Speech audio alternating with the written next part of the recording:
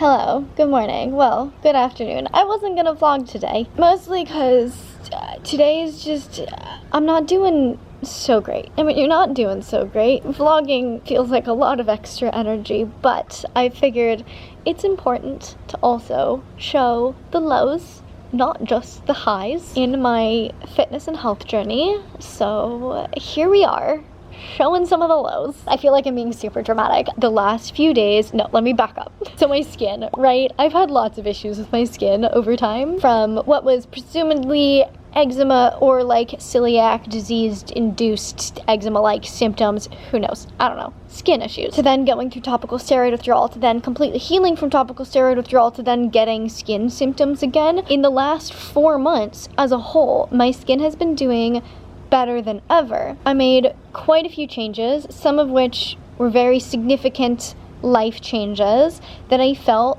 were helping a lot. Also added a lot of supplements, so many supplements. But in the last 4 months, my skin has kind of been doing better than it has in a very long time. It was to the point where like the other day I was like, oh my god, like am I like almost at 100% again? And I was really excited. I was feeling really good about where I was with my skin. I don't know how well you can see my neck right now, but I woke up yesterday to my neck just being super red and painful. Like, it hurts. It does not feel like skin texture right now. Same with my arm. Even my eyelids were starting to get a little bit dry, and I'm just, I'm so over this. It's just when my skin gets like this, it's just, I'm in constant like low grade pain/discomfort, and anyone with any sort of chronic illness will just know how deeply mentally draining that is, and just how disheartening it is when you've been on an upward trend for a while and you feel like there's hope and there's light at the end of the tunnel, and that light shuts off. You're just left in the darkness. And I do think I know like what potentially caused it, and kind of guessing, but as a whole, I know that I am in some capacity allergic to Southern California. Like, my skin always flares if I spend time away and then come back. There's definitely just something like in the air that my body doesn't like, which is really unfortunate because I have no plans on like leaving Southern California long term. But the other day I went for a hike, and the next day my skin was just a little bit rougher. And I was like, okay, like, probably fine, we're gonna get back on track, just a little, you know, a little dip in the healing journey. But then I went for another hike like 3 weeks later, and that was 2 days ago, and my skin flared again. So my theory is just that whatever I'm allergic to in Southern California is just more prevalent and concentrated in the great outdoors, and so I'm literally just like reacting to that. It could be an absolute complete coincidence. I did run out of a couple supplements that I had started taking 4 months ago, so maybe those were actually just supporting me a lot more than I realized. It's so hard to tell with skin things specifically like what supplements help, because it's never an immediate change. Like, of all of your organ systems, your skin is gonna have kind of the longest delay in changes and how it reacts to like changes. Anyway, decided to just vlog today to share all this with you guys. I'm gonna be going out of town for the next few days, going to San Francisco for my grandmother's 103rd birthday. Amazing, so exciting. She's kicking butt. 1, 2, 3. Happy birthday to you. Happy birthday to you. Happy birthday, dear Randy. Happy birthday to you. And you're 103, you still go to the gym how many days a week? 6. 6 days a week. There you go. She went this morning. Closed on Sunday. But like, who knows how that's gonna affect my skin. Like, look at my poor little pinky. It's all broken and sad. I'm so tired. Thankfully, this one's being a supportive little floof. Say hi to the internet.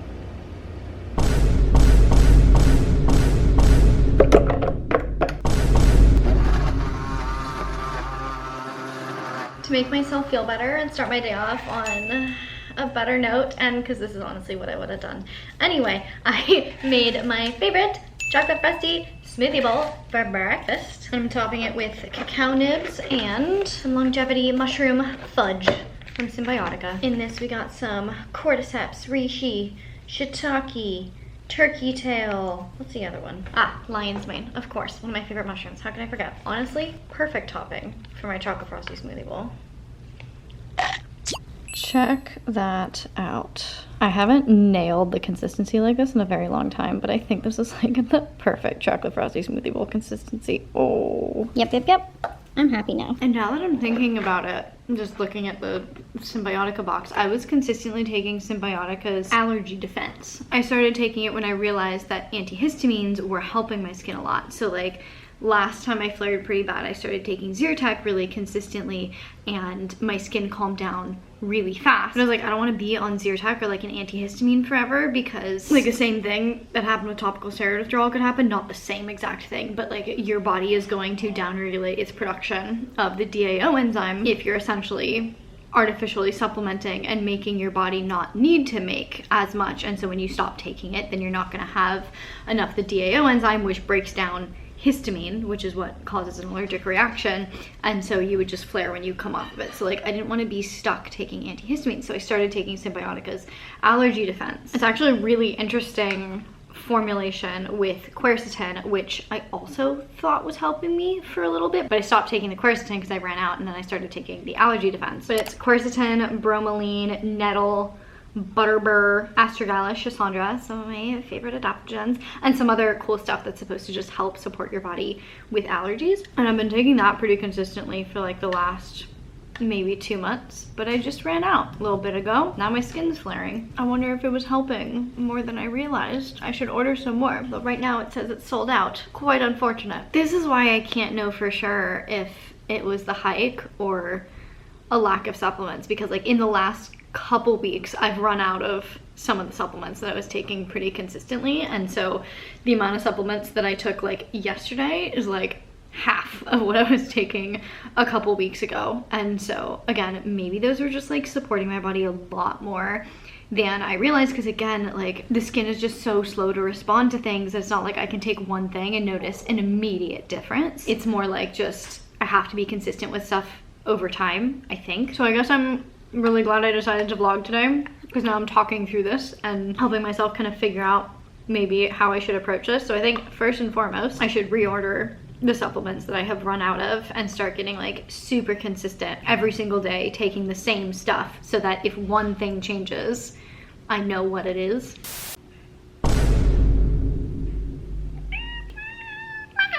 Do we need to go back outside? Do we need to go back outside? Be free. There she goes.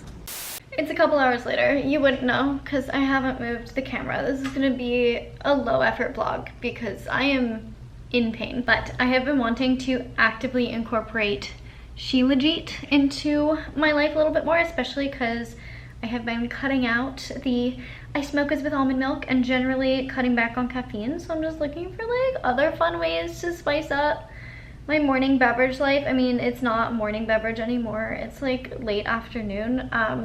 But last night I prepped some lemon, ginger, mint, honey ice cubes to make with some Shilajit, because while Shilajit itself is an amazing multi-mineral with many potential health benefits, it tastes like fire pit. So you gotta add a little something something to it. I haven't done this before, so hopefully it's fine. Worst case, it still tastes bad and I just add a ton of honey. But I was trying to do this so that I could have something a little bit lower sugar, because I did tell you guys I'm also doing a CGM trial right now with levels, which is very exciting, but it's been making me a lot more aware of my sugar intake, which has not been as great as I thought it was. So I'm just experimenting with stuff. Come on. Hello? Aha.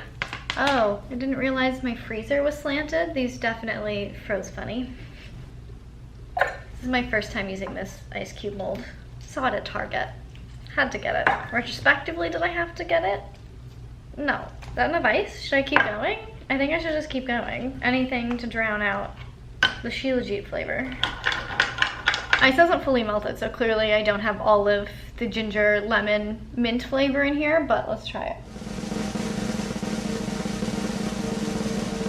Oh! This is the most awake I've felt all day. Props to me for like absolutely nailing the lemon to ginger to mint ratio. And I can still taste the Shilajit, but like it's not bad. It's just like a lingering little taste in the background. I'm happy with that. This is a good decision. I'm gonna do this more. A little bit hungry, feel like a snack. I'm gonna have a lightly peppered turkey stick from the new Primal for some protein. I might also have a couple bites of sauerkraut because that's in my fridge. I should probably finish it before I go to San Francisco. I feel like sauerkraut and turkey stick sounds good. Protein, probiotics, what more do you need? But I'm also gonna continue with my hydration and do some Symbiotica molecular hydrogen. It's basically elemental magnesium and you throw it in a glass of water and it does this cool thing. You get the little bubbly bubbles. Just in theory, a very good antioxidant. Also, it's magnesium. I threw in a little bit of salt, so I got sodium, magnesium, electrolytes. Gonna be maximally hydrated for the day, which it feels like I desperately need because like, I feel like my neck on camera looks so much better than it actually feels because right now it feels like death.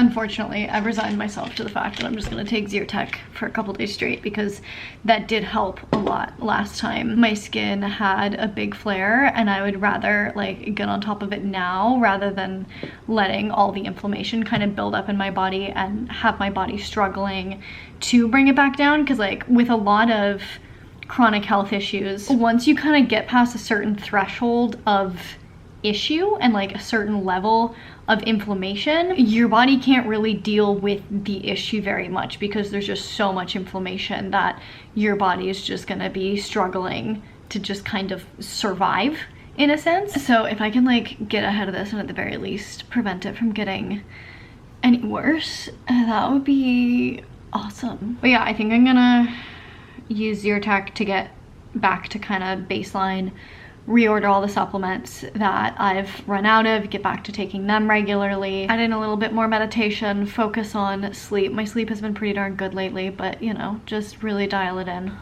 Pray for me. For dinner, I had the same thing that I had prepped for the last video, just giant chicken taco salad bowl thing.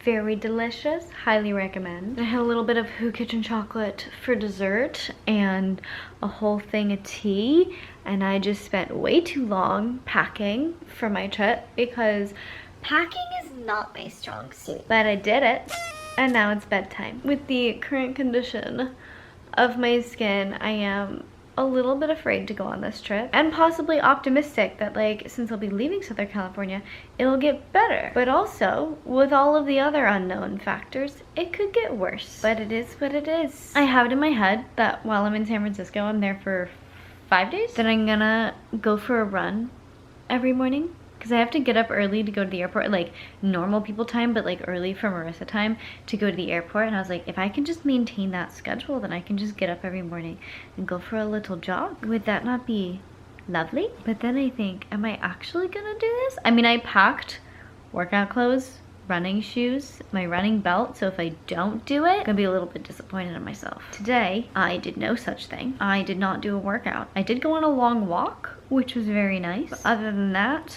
there was not much exercise that was done. Partially because I was busy, but also partially because when you're in pain and discomfort, exercise does not sound like fun. And sometimes, if you're in pain and discomfort, exercise is also just not beneficial because my body's probably already a little bit stressed trying to figure out what the heck is going on and trying to calm down this whole situation. So exercise itself may have just not helped. You know, some days are just not good days. Some days your fitness journey is gonna get derailed, or at least not go according to plan. But that's okay, that's life, and that's why building fitness into your lifestyle in a sustainable way where you have a good relationship with exercise and nutrition and everything else is so important. Because it would be so easy, you know, if I didn't have a good relationship with exercise or with food, to get in my head about the fact that like I didn't do a workout today. It'd be really easy to like feel guilty, beat myself up about it, feel like